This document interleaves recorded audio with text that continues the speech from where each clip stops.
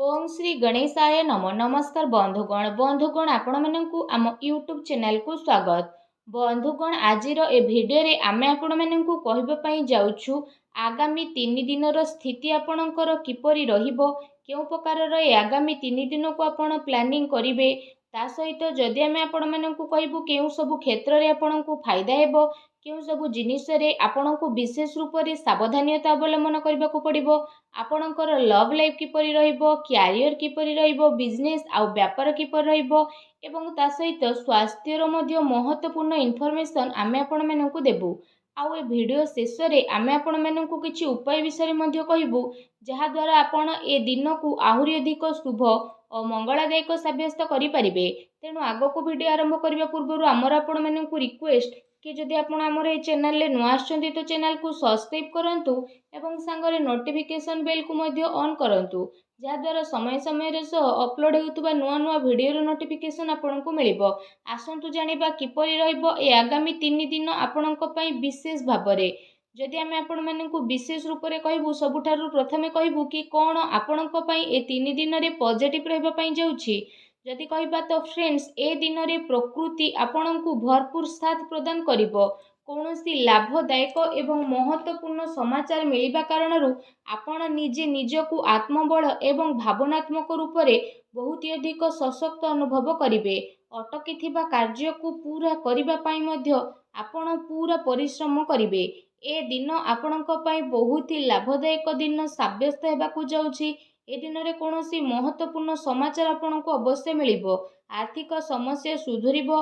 अटकी थिबा कौनसी जमी बाड़ी संबंधित कार्य रे आपणको सफलता मिलिबार जोग मध्य बनुछि। एहा द्वारा पुराणा मित्रंको द्वारा साक्षात हेबा कारणरू मन बहुत प्रसन्न रहिबो। सुख सुविधा भली जिनिस को आपण किना किणी करिके निजर टाइम को स्पेंड करिवे। निजर प्रतिभा आ क्षमता को बुझंतु। यह द्वारा आपणक व्यक्तित्व रे आहुरी अधिक निखार देखिबाकू मिलिबो तथा समाज रे आपणकर छवि मध्य बढ़िबो। ए दिन आपणकर व्यस्तपूर्ण रहिबो, कामर अधिक बोझ रहिबो, किंतु सफलता मिलिबा द्वारा थकापण आपणको हेबो नाही एवं उत्साह मध्य आपणकर बनिकी रहिबो। घरे बंधु को आगमन द्वारा मौज मजलिस रे टाइम को स्पेंड करिवे। निजर योजना को सफल बनेकी रखिबा पई ए दिन आपणको पई बहुत ही उत्तम रहिबो। काफी लंबा टाइम रु चली आसुथुबा कौनसी प्रॉब्लम रु आपणको मुक्ति मध्य मिली जिवो, जहा पई आपण निजे निजकु चिंता मुक्त विशेष रूप रे अनुभव करिवे एवं आर्थिक मामला रे ठोस एवं महत्वपूर्ण निर्णय आपणक पई लाभदायक सिद्ध हेबो। समस्तंकर चाल आपणक सपक्षरे रहइबो एवं एहार आपण भरपूर उपयोग मध्य करिवे। आपणक भितरे कार्य प्रणाली कारणरू आपण समस्तंक प्रशंसार मध्य पात्र होई जिवो, किंतु कौनसी भी कार्य बा योजना पूर्वरु रूपरेखा अवश्य बनंतु। एहा आपणक पई बहुत ही भल रहिबो। अनेक प्रकारर सफलता ए दिन रे आपणकु अवश्य ही प्राप्त हेबाकू जाउछि। ता सहित आसंतु जानिबा आपणक पई कोन ए दिन रे नेगेटिव रहिबो। निजर क्रोध एवं तरतर भली जेपरि स्वभाव रे आपण नियंत्रण रखंतु। कौनसी संबंधित बा पड़ोसी सहित वाद विवाद भली स्थिति आपणकर उत्पन्न हेबो। उचित हेबो कि निजर कार्य उपरे आपण ध्यान दियंतु। अन्यर अजथा कथा को नजर अंदाज करंतु। मनरे किछि भूल बुझामणा बा आशंका हेबार विशेष रूप रे संभावना रहिछि। निजर स्वभाव रे नियंत्रण रखंतु, कारण केबे केबे आपणकर क्रोधपूर्ण बाणी अन्य को आहत मध्य करि पारे। एहा सह संबंध रे मध्य आपणकर कटुता आसे। आय संसाधन रे आपणकर कमी आसीबो, किंतु खर्च मध्य आपणकर बढ़िबो। सेथिपाई निज बजेट अनुसार खर्च करंतु। किछि अस्वस्थता मध्य आपण अनुभव करिवे, किंतु आपणकर कॉन्फिडेंस आपणकु एक्टिव बनेकी रखिबो। एहा सहित जदि कहिबा अन्य कारणरू कौनसी प्रकारर धन हानि मध्य आपणकर होई पारे। भाई भौणी सहित निजर संबंध को खराब ना हेबाकू दियंतु नाही। एहा द्वारा अकारण रे ही आपणकर चिंता उत्पन्न हेबो। कौनसी प्रतिद्वंदी जलन भावना कारणरू आपणक पई किछि नकारात्मक वातावरण मध्य अनुभव हेबो एवं किछि कथा को नै लड़ाई झगड़ा मध्य आपणकर होई पारे, किंतु टिके सावधानता आपणको प्रॉब्लम रु मुक्त मध्य प्रदान करिवो। घरर बड़ वृद्धंकर अवहेला आदु करंतु नाही। केबे केबे भूल बुझामणा एवं अलस्वामी कारणरू ଆପଣଙ୍କର ବନୁଥିବା କାର୍ଯ୍ୟରେ ରୋକାବଟ ମଧ୍ୟ ଆସିପାରେ। ଏହା ସହିତ ନିଜ ବିଚାରରେ ମଧ୍ୟ ସୁଧାରତା ଆଣନ୍ତୁ। ଏହା ଆପଣଙ୍କ ପାଇଁ ବହୁତ ହି ଭଲ ରହିବ। ଆସନ୍ତୁ ଜାଣିବା ଏ ଦିନରେ ଆପଣଙ୍କର ଲଭ୍ ଲାଇଫ୍ କିପରି ରହିବ। ବୈବାହିକ ଜୀବନରେ ସାମଞ୍ଜସ୍ୟ ଆପଣଙ୍କର ରହିବ। ମନୋରଞ୍ଜନ ସମ୍ବନ୍ଧିତ କାର୍ଯ୍ୟରେ ଆପଣ ଆପଣଙ୍କ ଟାଇମ୍ ସ୍ପେଣ୍ଡ କରିବାରୁ ପରିବାରରେ ହାସ ପରିହାସ ଏବଂ ଖୁସିର ମାହୋଲ ରହିବ। ପାରିବାରିକ ବାତାବରଣ ଆପଣଙ୍କର ସୁଖଦପୂର୍ଣ୍ଣ ରହିବ। ପ୍ରେମ ସମ୍ବନ୍ଧରେ ମଧ୍ୟ ପ୍ରଗାଢ଼ତା ଆସିବ। ରୋମାଣ୍ଟିକ ମାହୋଲ ରହିବ ଏବଂ ନିକଟ ସମ୍ବନ୍ଧରେ ଡିନରରେ ଯିବାର ପ୍ରୋଗ୍ରାମ ମଧ୍ୟ ଆପଣଙ୍କର ବନୁଅଛି। କାଫି ସମୟ ପରେ ଘରୁ ବାହାରିବା ଏବଂ ଲୋକଙ୍କ ସହ ମିଶିବା ଆପଣଙ୍କୁ ଖୁସି ଏବଂ ଶାନ୍ତି ପ୍ରଦାନ କରିବ। ପାରିବାରିକ ବାତାବରଣ ଖୁସି ଭରା ରହିବ। ଘରର ସମସ୍ତ ସଦସ୍ୟ ଜଣେ ଆଉ ଜଣଙ୍କ ସହିତ ଟାଇମକୁ ସ୍ପେଣ୍ଡ କରିବେ। ବାହାର ସମ୍ବନ୍ଧୀୟଙ୍କ ସହ ସାବଧାନ ରୁହନ୍ତୁ। ଏହାଦ୍ୱାରା ମାନହାନି ହେବାର ସମ୍ଭାବନା ରହିଛି। ପରିବାରର ଗତିବିଧି ଆପଣଙ୍କ ଉପରେ ଦେଖା ମଧ୍ୟ ଯିବ। କାହିଁକି ନା କାମର ବ୍ୟସ୍ତତା ପରେ ଆପଣ ପରିବାରକୁ ଟାଇମ୍ ଦେଇପାରିବେ ନାହିଁ। ସେଥିପାଇଁ ଆପଣ ସେମାନଙ୍କ ପାଇଁ କିଛି ଟାଇମ୍ ଅବଶ୍ୟ ବାହାର କରିକି ରଖନ୍ତୁ।